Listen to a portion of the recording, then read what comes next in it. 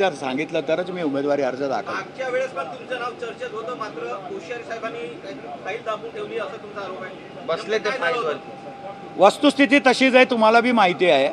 पण एकंदरीत त्या 12 लोकांचं भविष्य अंधारात गेलं, ते फक्त राज्यपाल महोदयांनी त्याला मान्यता दिली नाही म्हणूनच. आणि कोश्यारीने फाईल दाबून ठेवली होती. आता सर आपणच म्हणतात आहे ना दाबून ठेवली होती, तर सत्यच असेल ना.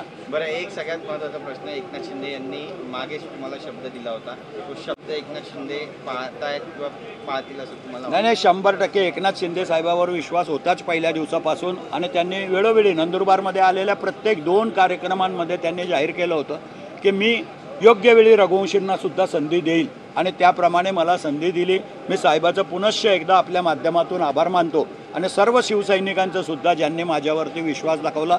भविष्यामध्ये उत्तर महाराष्ट्रामध्ये धुळे आणि नंदुरबार जिल्ह्यामध्ये शिवसेना कशी मजबूत होईल, स्थानिक स्वराज्य संस्थेमध्ये शिवसेनेचा भगवा कसा फडकेल, याच्यासाठी प्रामाणिकपणे प्रयत्न करेल, एवढं वचन साहेबांनाही आणि आपल्यालाही देतो. तुम्ही रघुवंशी आहात. प्रभू श्रीरामांनी शबरीची उष्टी बोरं खाल्ली होती, त्यामुळे आदिवासी बहुल विभागाचा तुमच्याकडून कशा पद्धतीनं विकास होईल जरी उमेदवार नाही. आता तर मी एकटा नाही आहे, माझ्याबरोबर आमशादादा पाडवीसुद्धा आहेत, आणि आम्ही दोघं मिळून नंदुरबार जिल्ह्याचे विविध प्रश्न विकासाचे जेवढे आहेत, कारण आदिवासींना जास्त काहीच नको आहे, फक्त प्रवाहामध्ये आणण्याचं काम करायचं आहे, आणि त्याच्यासाठी आम्ही दोघं प्रयत्न करू.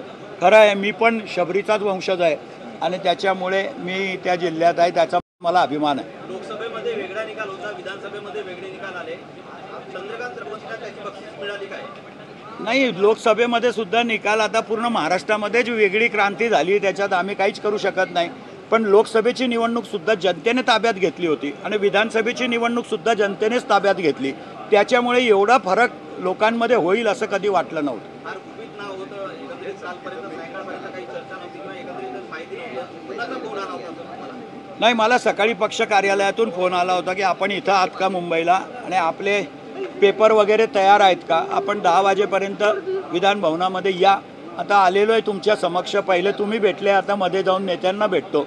नेते जो आदेश देतील त्याच्याप्रमाणे करेल. धन्यवाद.